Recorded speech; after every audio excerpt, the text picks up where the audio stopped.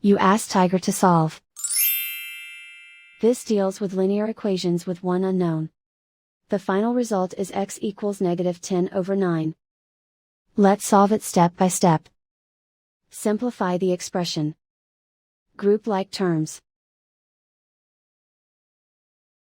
Simplify the arithmetic. Group all constants on the right side of the equation. Subtract 10 from both sides. Simplify the arithmetic.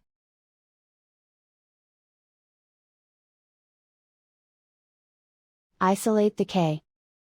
Divide both sides by 9. Simplify the fraction. And so the final result is x equals -10/9.